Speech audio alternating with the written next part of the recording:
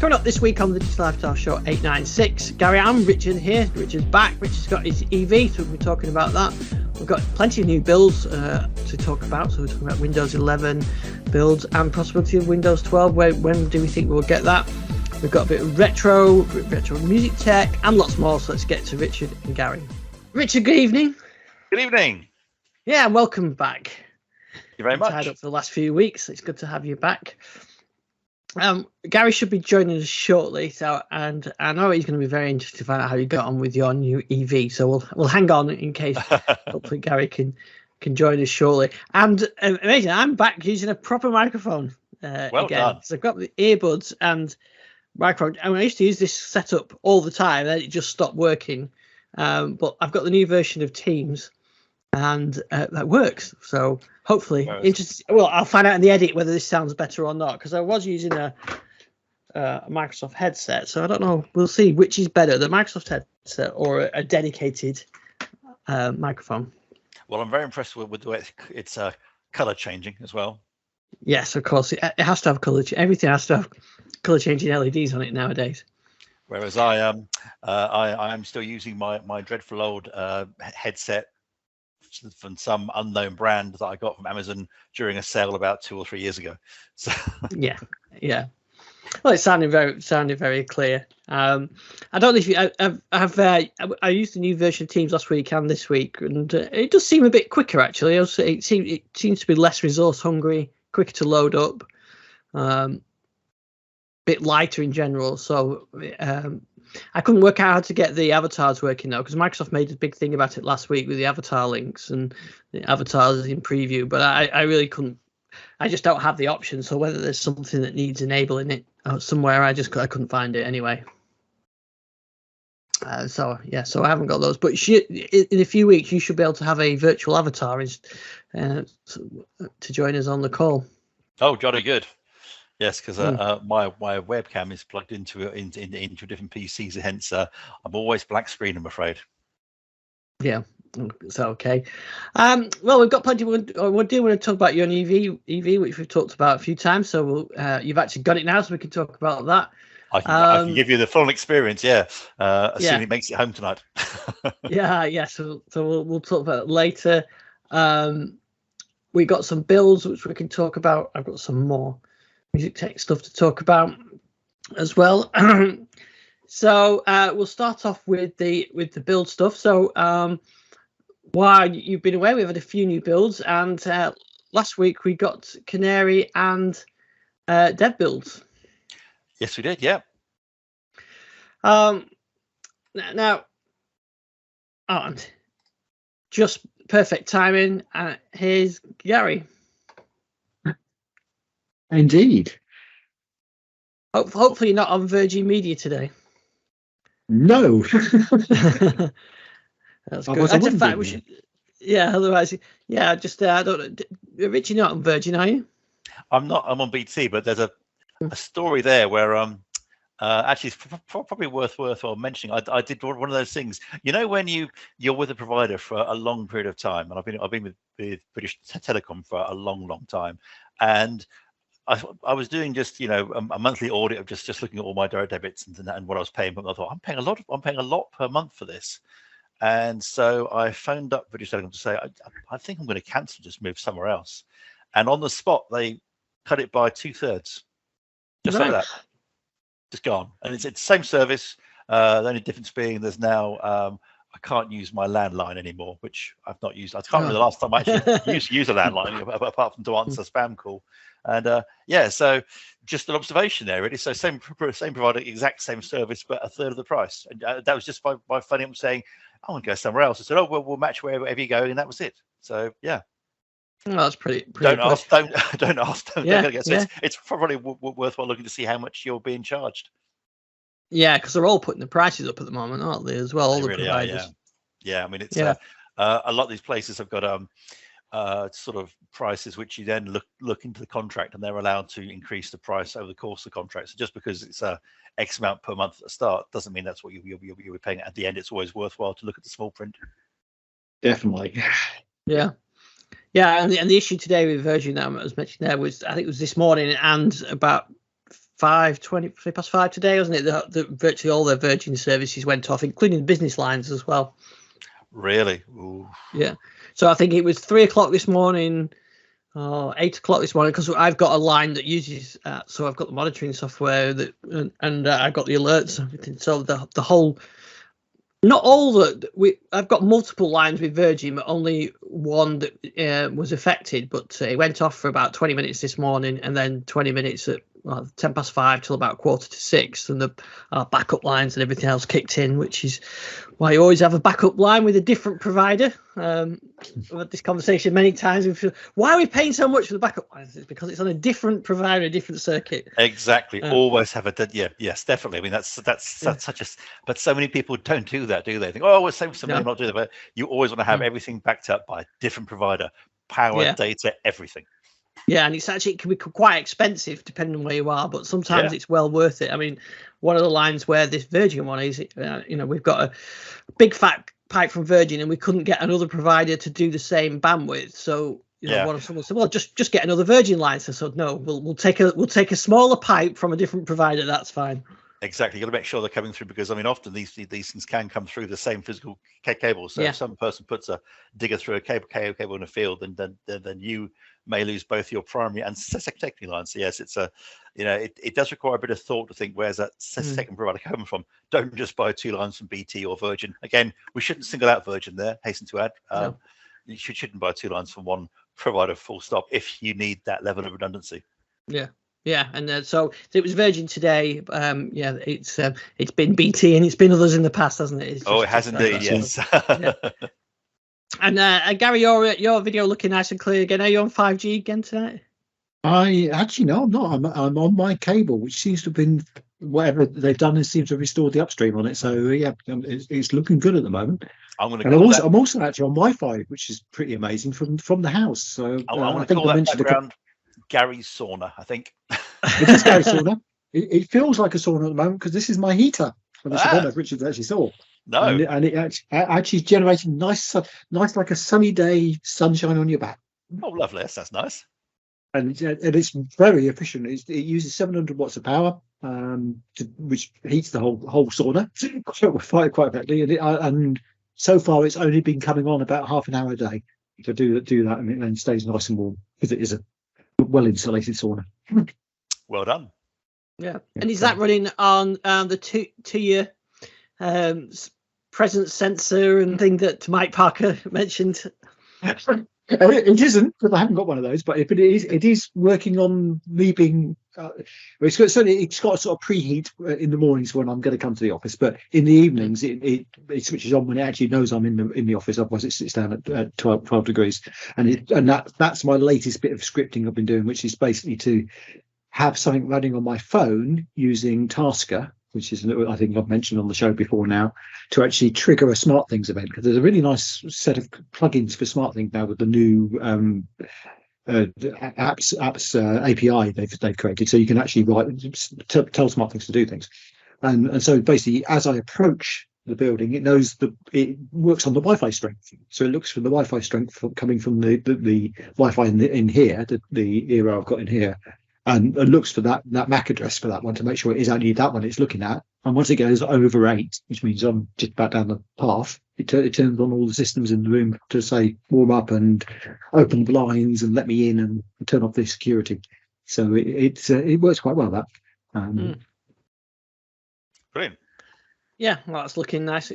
Now, what I was going to mention is talking about the builds before, so we'll go back to that. So we did get some builds last week, dev channel builds and canary builds.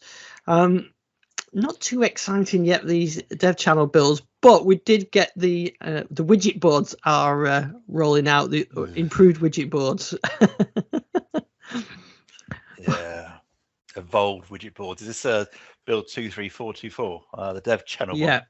Yeah. So yes. Yeah, widget boards.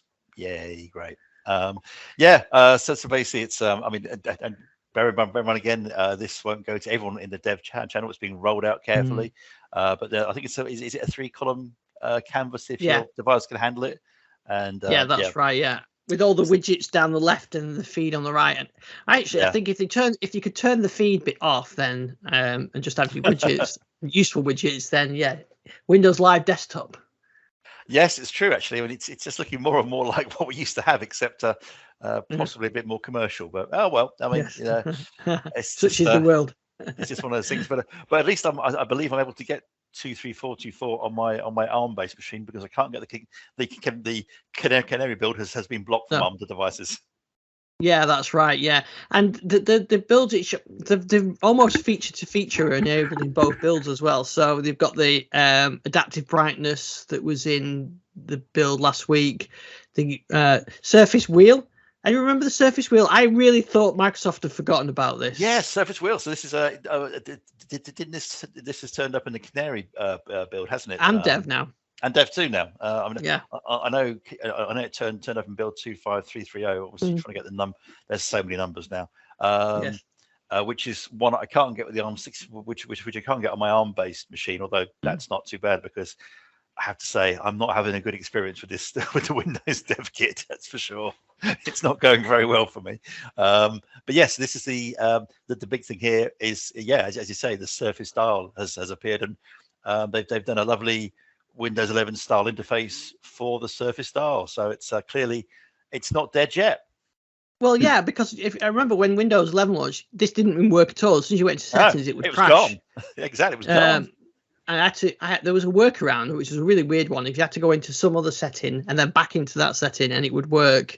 Otherwise, it would crash. So I stopped using this.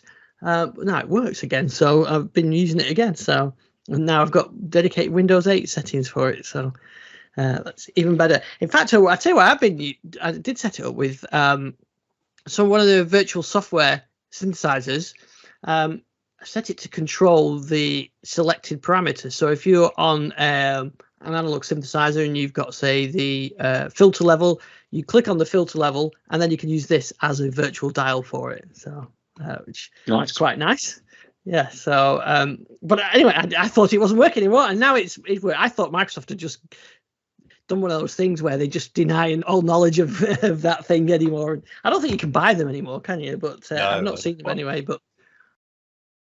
But yes, they haven't kind of left the interface to die. That they have done a full-on Windows 11 version. So again, maybe there's life in the old dog yet.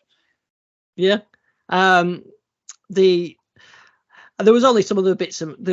But like I said, a lot of these features, like the wheel, was in the Canary and the Dev build. Yeah. And they did said they weren't going to do release notes for all the Canary builds, but so far they have done. But they've not been very exciting, have they, so far? So no. I mean, do you reckon we're going to start seeing some Windows 12 type features fairly soon? Yes, I think so. But my suspicion is, this is just purely speculation, is they'll do what they did with Windows 11, where they'll get the base build rolling out while still branded as Windows 11, like they did with Windows 11, like they did with Windows 10, where they made Windows 10 build whatever 2.5 whatever it was 2.2 something. It was all essentially Windows 11, but it was still branded as Windows 10 until they were ready to talk about it, and then it got changed with the new style UI. So I suspect that's what they do. On the Canary, we'll get the core underpinnings all going and still branded as Windows 11. And at some point they'll announce Windows 12, and then a future build, then we'll get the UI changes. So I think you're right. That's pretty much what I think they'll do. But I'll be. So I think that's perhaps what the preparation is for. But I just don't know how long it'll be. It wasn't like we discussed a few weeks ago. It wasn't very long between the first preview of Windows 11 and it actually being released. It was less than 6 months. So it's probably a bit early yet. Yeah, sure. And it does feel very soon after Windows 11 as well. From that's only been out for a couple of years. So. Yeah, well, it'd be 3 years next year, won't it? So, but then we talked about this last week, that there has been some rumours of sort of a modular version, another go at Windows 10X. Yeah, I read angle. I mean, I did read about that, and I did hear you guys talking about it, and it's one of those things that I do wonder how much of that is just ideas being floated via sort of friendly people, sort of, it's when these stories aren't quoted from specific sources, you do wonder if it was factions within Microsoft floating this idea and seeing if it gains any traction. It's an interesting one because they do need to do something, definitely, and but the 10x thing was such a it proved to be very difficult to make work. I don't know if they're willing to try it again or just move on. Well, I think the key will be the backwards compatibility. If you can get the whatever they decide to call it, it works with a full backwards compatibility, then it's fine. It's if they hit that backward compatibility. I mean, absolutely. I will say one thing about Windows and ARM. The machine I'm using here is the backwards compatibility on that for an entirely different architecture works very well.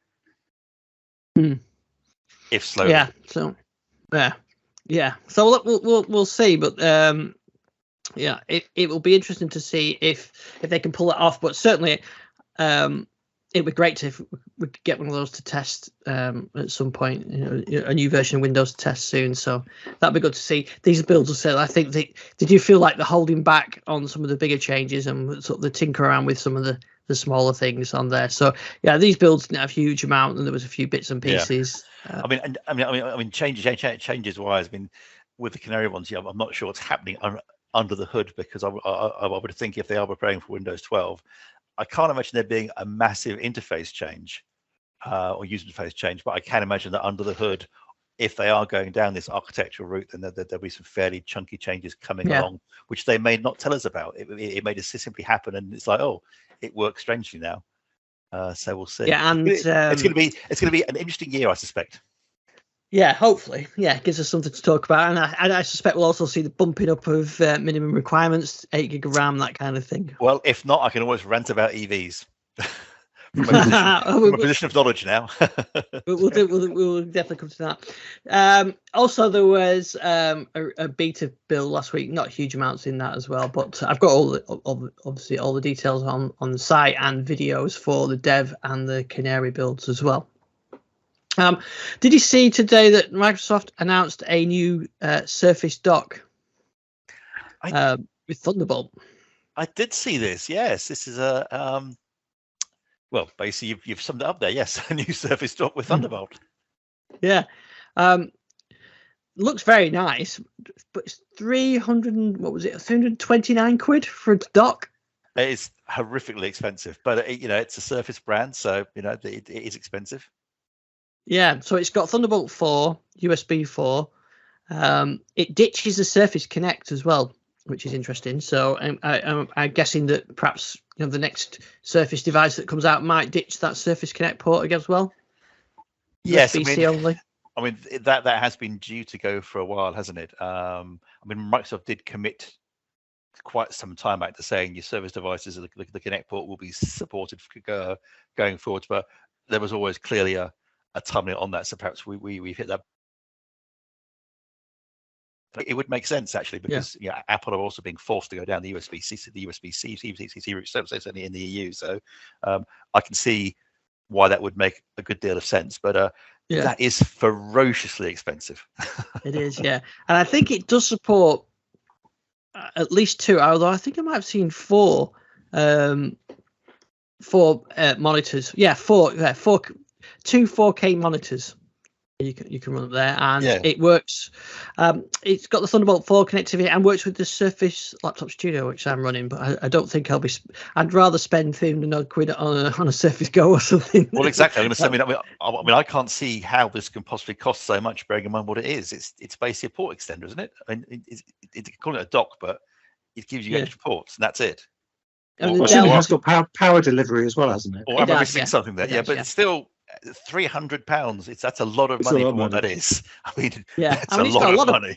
It's got a lot of ports on it. I mean, I use the Dell. The Dell ones are one. It hasn't got that many ports. I mean, it's got 2 USB-C, 2 USB-A, power, audio, Ethernet.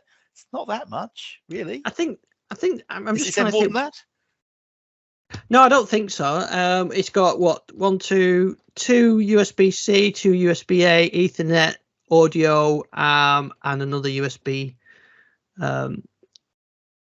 USB-A type port on there, I think, at the front. So yeah, and obviously it does power delivery as well via USB-C. So it's got 3 USB-Cs on it, I think, as well. I'm trying to remember. The Dell premium docks are also quite expensive. So these things are quite expensive. Dell have a cheaper one and a premium one. So perhaps that's what's going to happen with this as well. But yeah, it's not a cheap device, and it's really not. I mean, I have to say, for what it is, I'm a little disappointed. Again, it's a Surface. You got the Surface branding. It's a premium brand, but that seems a lot of money for what that is.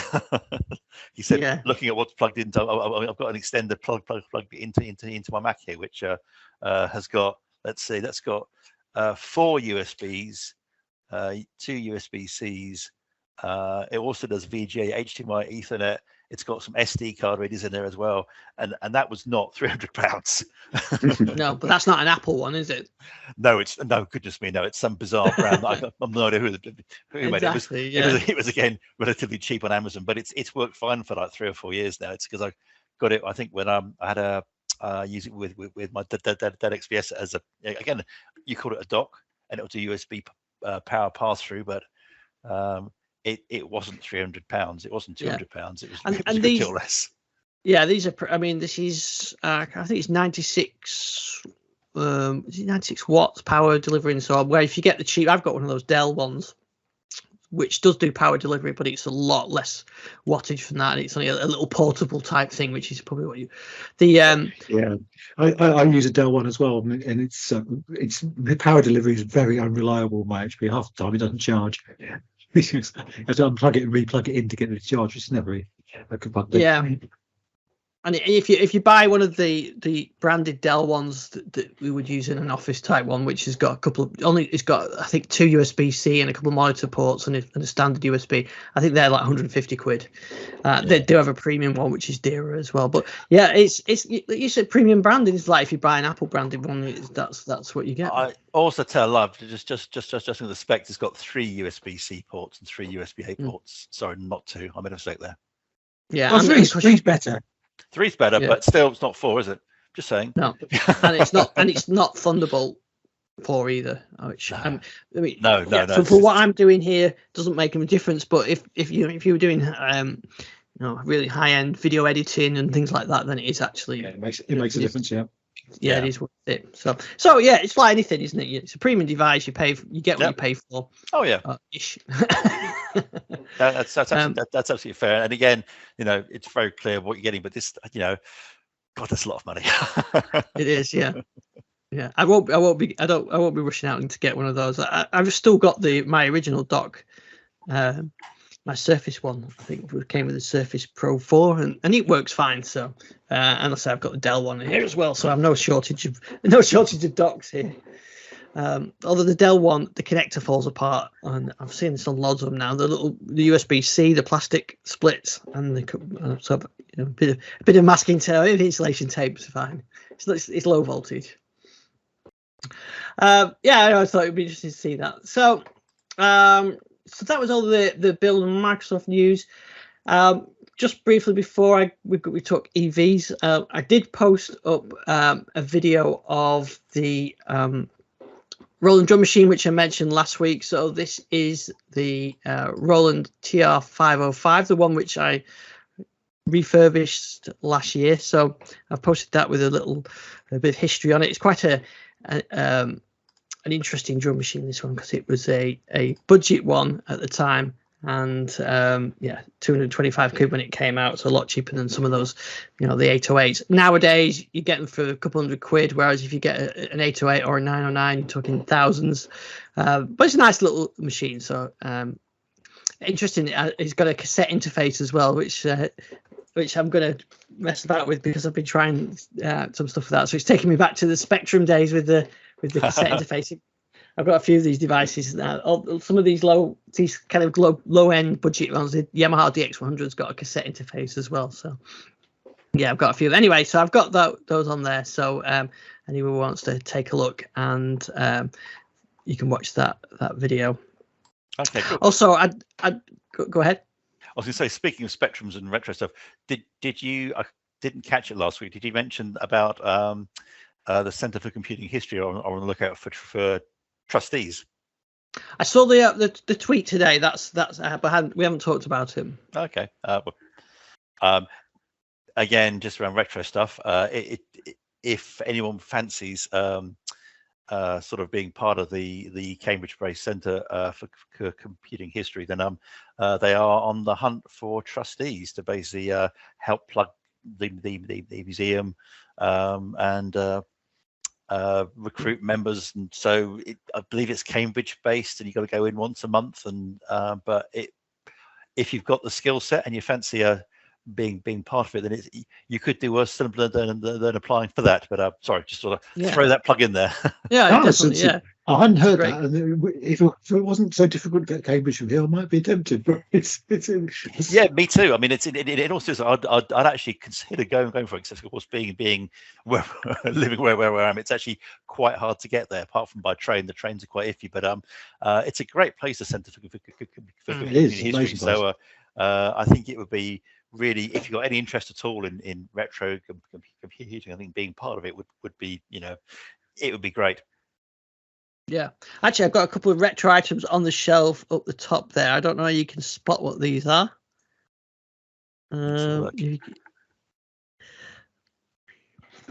Which I'll go and get them.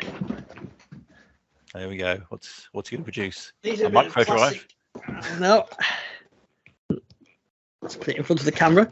Oh, Micropros. Jeff Grand Prix. Yes. The original. That could only be betted by a football manager cassette for the ZX Spectrum. Yeah, and there's the other one. Is Grand Prix Manager also from Microprose, licensed with Sterling Moss. Yeah, or Sir Sterling Moss, the late Sir Sterling Moss, doing the voiceovers. Which was always hilarious how they, how they edit those together. And Jack Villeneuve was the only driver that wouldn't allow his name to be licensed, so he's called John Newhouse in the game. Drives for Williams is called John Newhouse. I always thought it was hilarious. But this is the original Grand Prix from Microprose, before they even licensed it and anything else. So this is on floppies. Look at that. It's got the manual, the code words for the copy protection. Oh, don't show on screen. Don't show it on the screen yet. And all the floppies that you need. Came on 3 floppies. Brilliant. I absolutely loved this game. It's a superb game. I mean, the graphics and everything. Yeah, for its time. It's not just the graphics; it was the physics that I think that the great thing about this. What was that on the BBC or the Spectrum? I see it's a CD, so it must be PC based. That's Grand Prix Manager. That's PC, and this is the PC version. I had both. I had PC and the Amiga version, but this is for careful your specs. You need a IBM 286 or higher. It does work with 386s and 486s. Requires 1 meg of RAM. Mm-hmm. DOS 5. DOS 5, wow. Yeah, VGA or MCGA, which is how I ran it. MCGA was that low res one, wasn't it? Supports Sound Blaster, AdLib, and Roland. And it supports modem and direct link play as well. It could be time to wheel out the DOS box. Fantastic. It's a brilliant. You could have 2-player games on this. In fact, you could have more than 2-player, I think. Anyway, Grand Prix Manager is a good as well. But I've decided to get rid of that. So I donated some of my old games to a local place. But I kept those 2. So they're the only 2 ones I've kept. So they're fun games. I really did like Grand Prix. I had it on the Amiga as well. So, but the PC one was a bit better than the Amiga version because you could install it. I remember. So yeah, great. Really good game that. Jeff Crammond. I wonder what happens to. I don't know how he worked on a few more Grand Prix Manager games or a few more Grand Prix games. I don't know what happened to Microprose. Bought by somebody, I would imagine. It could be time for a person to use Wikipedia and find out. Yes, well, I'll have a look at it later. So before we go any too further, you've kept us in suspense for the last few weeks. You've let us know your EV's coming. First, EV Watch, is your car going to make it home tonight? Well, this is the question. Is it going to survive? Yes, so I've acquired a Kia Niro EV. I think they call it now. Wasn't it called the Niro or something? It used to be the Niro, yeah. Yeah, so it's now the Niro EV, and yeah, got it this weekend. Done a few longish trips in it to and from London, and at the moment, Mrs. Speed is driving it back from London, and without wishing to be too naughty, she's not yet got to grips with the fact that it's an EV, and and if you pump them along at great speed with windows open, the range doesn't go well. So right now I'm watching it coming, but the joy of it is, of course, it's with a Kia Connect app, you can see where the car is and what it's up to, and so I can see she's almost home, and she's got 80 miles of range left, so I think she'll make it. So it's been a bit scary. With it. I mean, the thing is the thing to be aware of is those range indicators on the Kias are pretty accurate.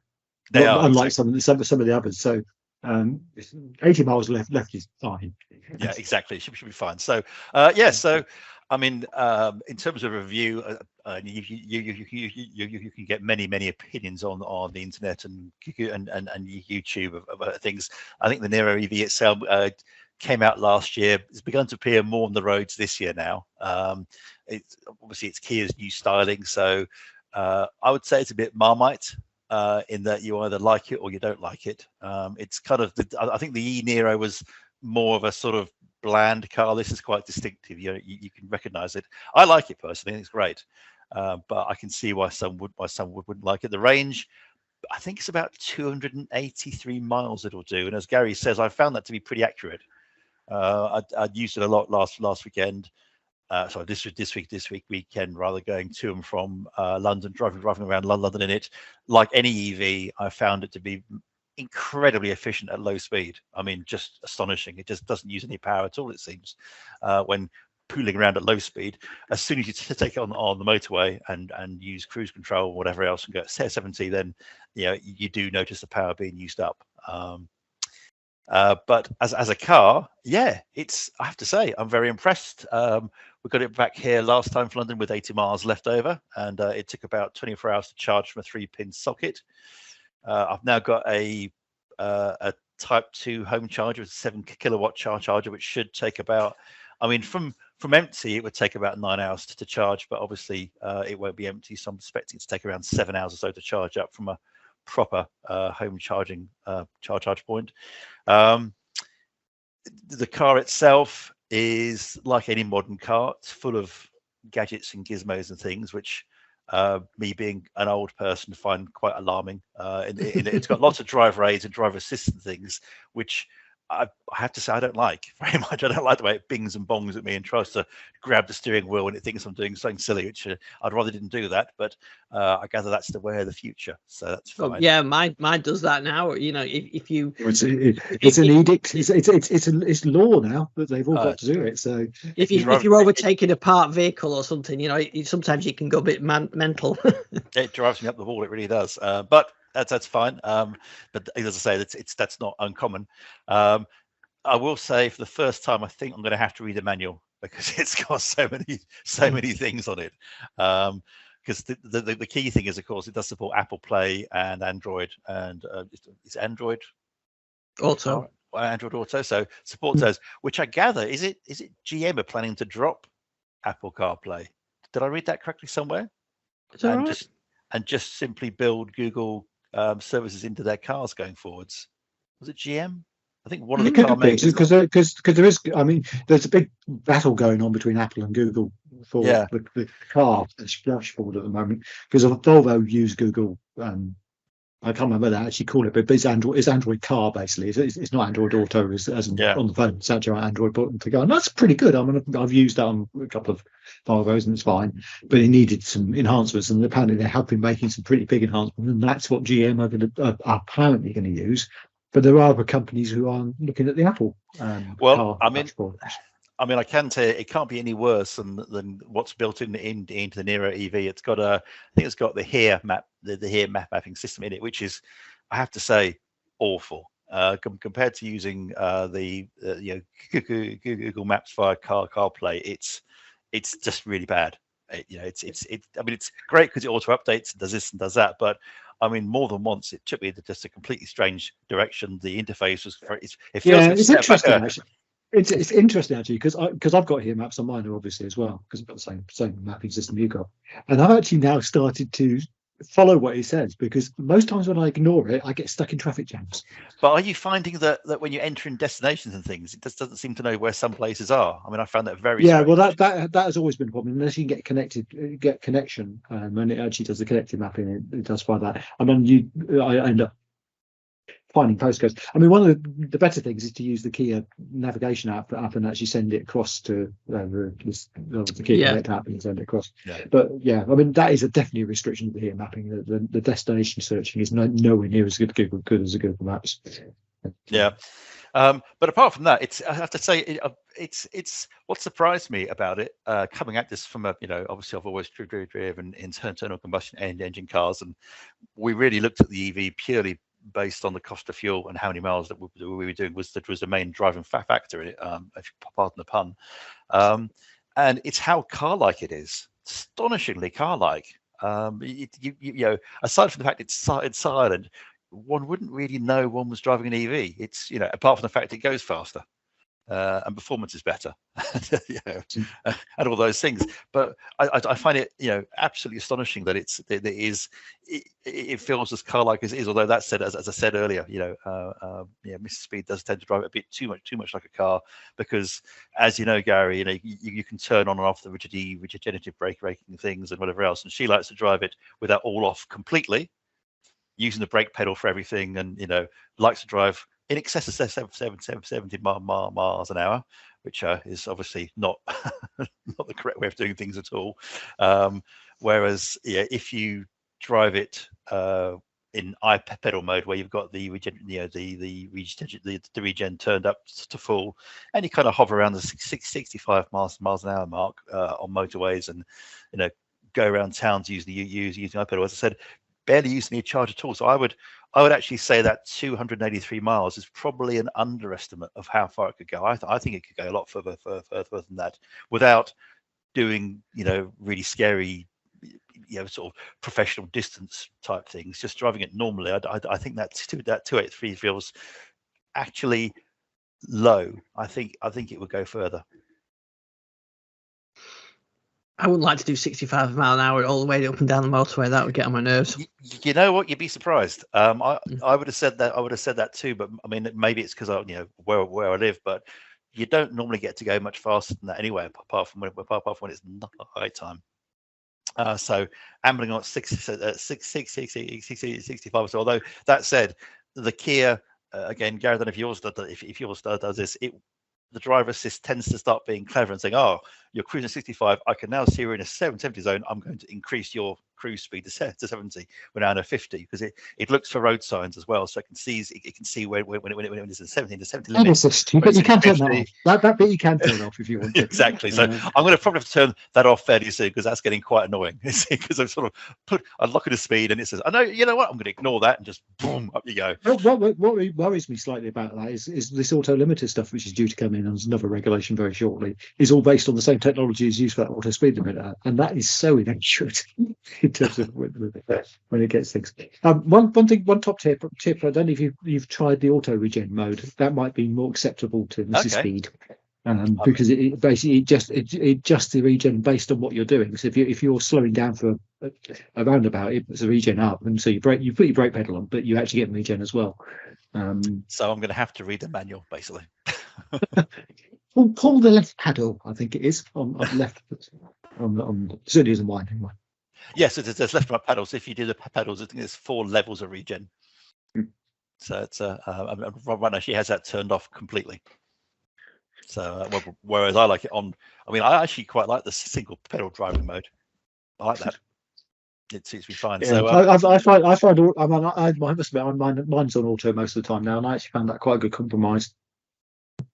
And the charge thing went in has gone in today, so we'll be plugging that in today. I have to say it's just been a very seamless, easy experience thus far.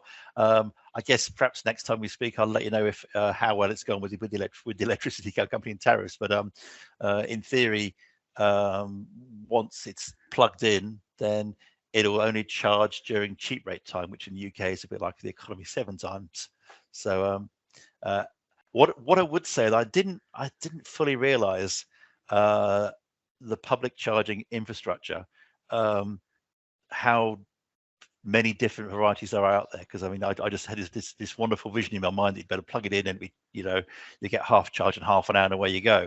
And of course, there's not as many fast charge ports as points out there as there are slow charge ports, which did surprise me.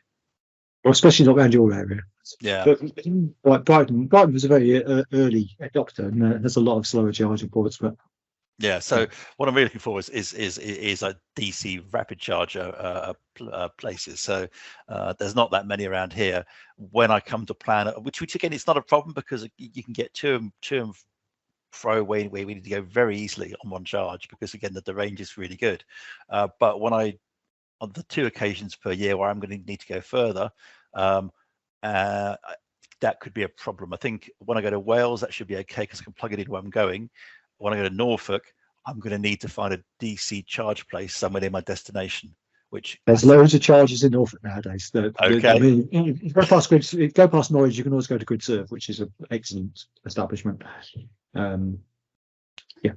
Okay, well, Garry, I'll let you know how we're going to. But thus far, I've been very impressed with the experience. It's a really, there's not much more I can say than it's a really good, competent car, and don't really miss I've not felt any change from going to this from my old car, which was an internal combustion engine car, except the fuel is a lot cheaper.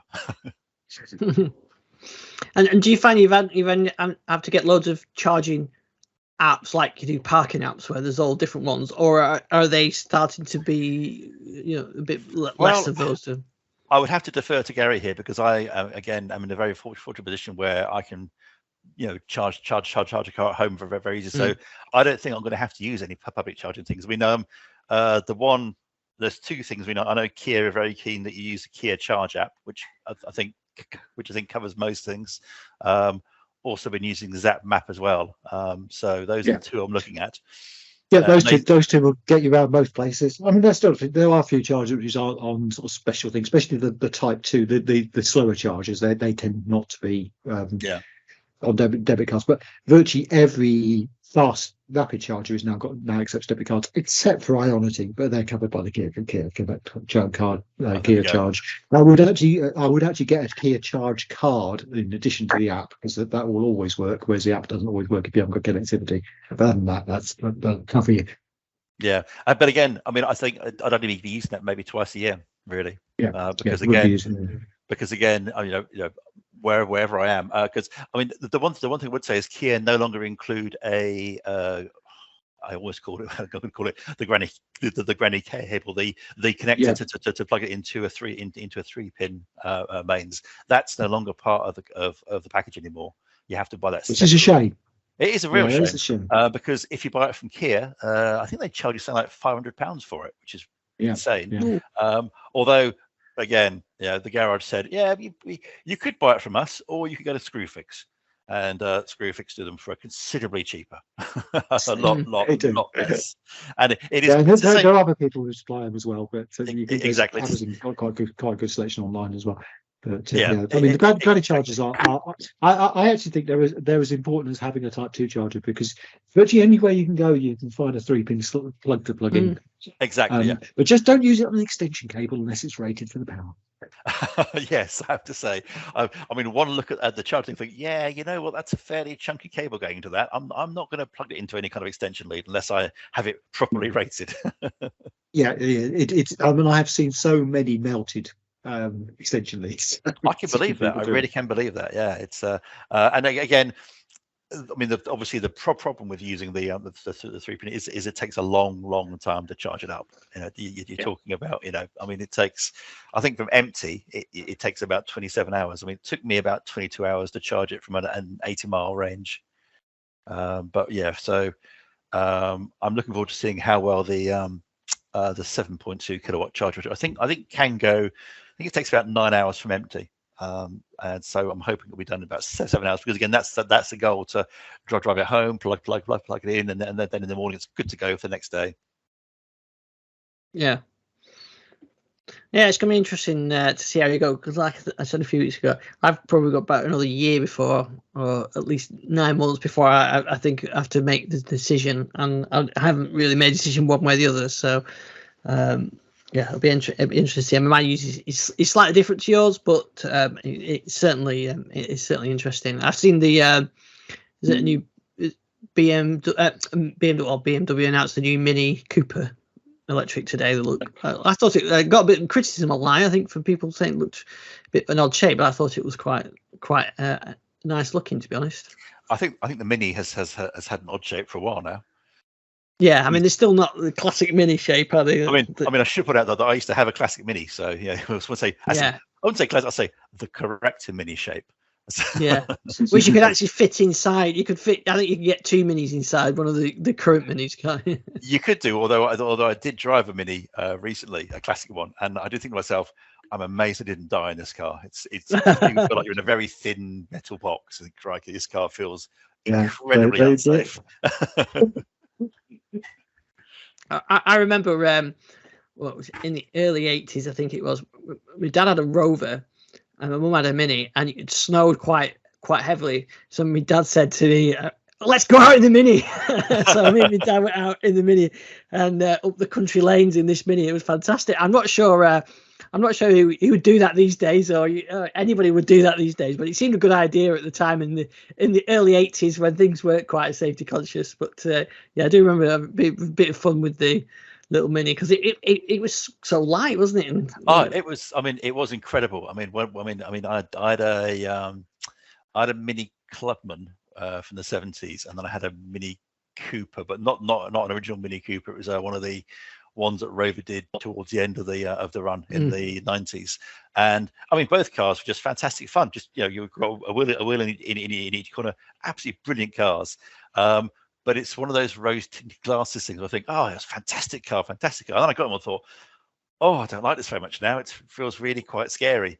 And but then again, I drive my Mark 1 Golf around, and that also, you drive that, and you think this car was the family car. The Golf was the family car of the 70s, and it now feels so small, and compared to, especially when I park it up next to the Kia, because while the Golf will fit in the garage, the Kia most definitely will not. Well, you get more room inside those older cars because they have less safety features. They do, yes. The doors are pretty much made of tinfoil, from what I can tell. Yeah. Very thin doors, very thin things, and that meant you had more room inside for a smaller car. But exactly. The problem is that because we've had all these safety features, our cars are bigger, but nothing's changed to allow for that. Our centre parking space is still based on a 60s or 50s standard. So it's we and road sizes and everything haven't changed. And barrier spacing, I mean, that's the big one, which because in a lot of places the space between barriers to get a car through is 2 meters. There's getting to be an awful lot of cars which get around that 2 meter width, 2 meter and slightly over. I always remember when I borrowed a Model X for on hire, I couldn't get it through some of the streets in London because I physically couldn't get through the barriers with it. It was too wide. Yeah, and of course you definitely don't need a manual to work out how to drive a Mini. No, you don't. To operate a Mini. No, or my Golf either. That's straightforward. Key in, away you go. Whereas I think the Kia, as I said, the current problem we have at the moment, I don't know, Gary, again, I may need to talk to you about this later on. Is yours the Nero, the e-Nero, or the Nero EV? Mine's actually the EV6. So the EV6. Oh, so you've gone really, really fast then. Crikey, okay. I did test drive the EV6, and it was out of my budget, if I'm honest. But also it was quite large as well. I found it. I found it quite a big car. It's a big car. Yeah, it is a big car. although mine does the same trick that the EV6 can do, where you press a button on the key fob and it will put itself out of a parking space or go back into one, which is quite fun. But yes, one thing I've not worked out yet is it's got the driver profiles, which are very clever. But for some reason, the climate control defaults to on. And I can't work out how to stop it defaulting to on, because to actually turn it off completely, I'm having to go through all kinds of screens to find the actual off button.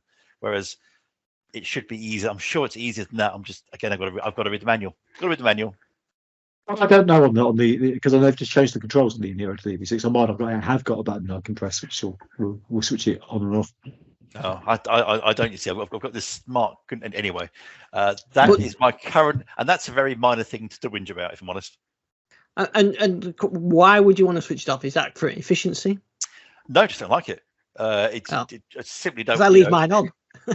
Just simply don't want. I mean, I'm told that you shouldn't use you should try and use the air conditioning sparingly. Although again, I've not seen that much of an impact on range, if I'm honest, with it on. I mean, it does drop the range a bit, but not massively. But again, we don't really use it. I mean, to be honest, the more inefficient thing that happens is we do like to open the sunroof occasionally, and that can that's pretty inefficient. And that can cause all kinds of efficiency issues. But aside from that, no, we just don't particularly like the heating up of the climate control, because it comes on warm, and that's the problem. Oh, I see. Yeah. So it's a minor thing. It's just this is an example of the fact it's not immediately intuitive to me. Maybe it's the sign I'm getting old that I can't work. I used to better work these things, and now I can't. Yeah, this is where you need to get your kids to come and solve it for you. That is, that's not a bad idea. Send one of your kids into 20 minutes later, they'll have it figured out. Exactly, and I can confirm they have made it back with 83 miles left in the tank. There you go, said. Very accurate. It is actually. It's. I mean, I am generally. I mean, as says, I've been a little leery about EVs and things, but just looking at the fuel costs that we were incurring in the last car, that was the main driving factor, really, and in that we had a chance to change a car over. So I thought, okay, let's go for this. Let's bite the bullet and go for EVs. And thus far, I've been very impressed with it. It's a really nice car. Yeah, that's good. You'll find it really difficult to go back to a non-EV. If you have to have a hire car, which isn't an EV, it's amazing how difficult it becomes to make that shift back. Yeah, I do like. I mean, I like the instant torque and things, and the acceleration is great fun too. It does. They do go, don't they? They do. Mine particularly goes, especially in four-wheel drive mode. So to the point where I actually don't tend to actually have it in anything other than Nico, because it's just almost a bit too quick. Not quite quick as my iPlace used to be, but it's still quick enough.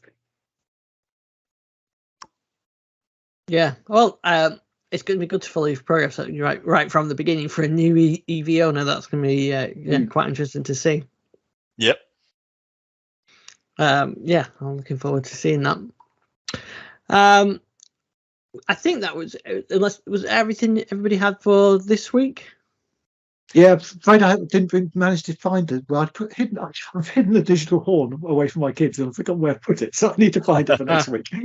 But I promise I'll bring it on the show. But I will find it. Well, I'll tell you what, you can do that, and I have two despicable me fart guns that I can compare and contrast.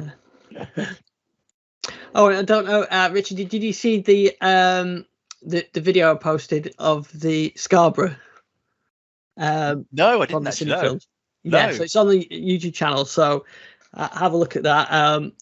I know I talked about it a couple of weeks ago with Garry, but basically we got two films back. One which is a perfect family thing, which my grandfather had made this brilliant video of the family day, and there's the caravan filling with water, and they're making a meal, and Grandpa's peeling potatoes, and they made he did a brilliant job. Yeah, in 1962, isn't it, that one, 63, when he made that one, of editing it together, complete with a bit of Morecambe, a bit of Ambleside, and a bit of Heysham, and then a sunset and everything. So I've got that one. I've kept that one sort of as a private one, but the other one is of Scarborough from 1964, and it's all scenes and things. It's not the family one, so I've uploaded that onto the YouTube channel, so you can have a look at that. But there's a reenactment in the park. There's a lake and there's a wartime battle with model boats, which is all included on the film. And I synced up some sound effects with it as well, just to give a bit of interest. But I googled it, and it turns out that reenactment, they still do it. So the next one's in July, I think, something like that. So it looked exactly the same from when I watched the YouTube videos of it from last year, compared to the one from '64. You want to go and video it and actually do a compare and contrast. I should do. Yeah, that would be very interesting, actually. Yeah. It's quite interesting, and it's especially to see people, the people working in the harbour in Scarborough, and I said to Garry the other week, everybody looks like old people on the video because they're all wearing long coats, ties, and headscarves, and caps and that kind of thing. But it's a nice slice of 1960s seaside life, so I put it on the YouTube channel, and so I made some music using the Mellotron tape loops, which date from the same era as well. So so that the Scarborough Historical Society did like the video, so that was nice to see.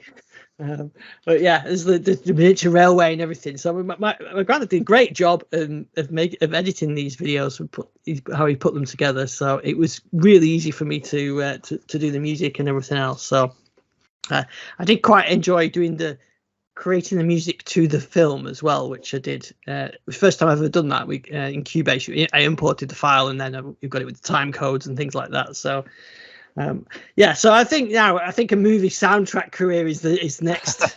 Definitely next. Yeah. Move away from 60s films, but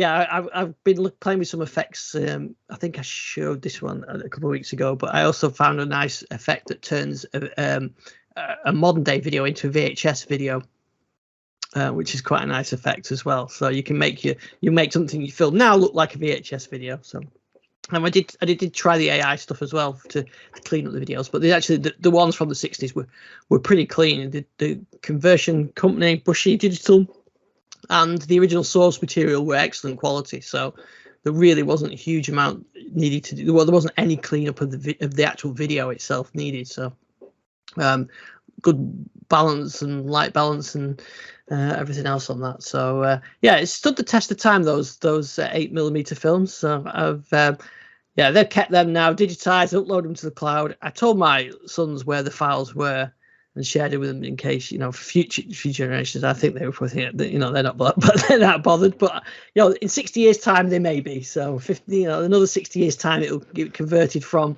MP4 to something else, I'm sure. Star Trek holograms. It was a good fun project, that, so I did enjoy that. So I would recommend anybody, if you've got anything lined about like that, definitely have a play with it. The family one is priceless. That is just something that we couldn't have hoped for better content on that as well. So I'm very grateful to my grandparents for doing that 60 years ago and allowing me to, and then having to be able to watch it now is fantastic. Sounds like a Dixon family Christmas has now been sorted out.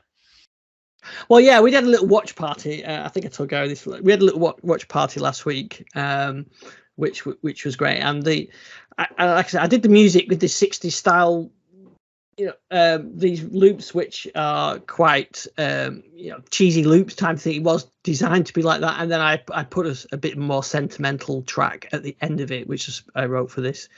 And which the idea was to push the emotional buttons a little bit, which worked. So I was quite pleased with that. Although I was going myself when we were watching. I thought, well, I know what's coming, and I made the song, so I'm not quite sure why it affects me. But yeah, it was a nice family moment. So it's definitely worth it. If you've got these things, don't let them rot away. Get them.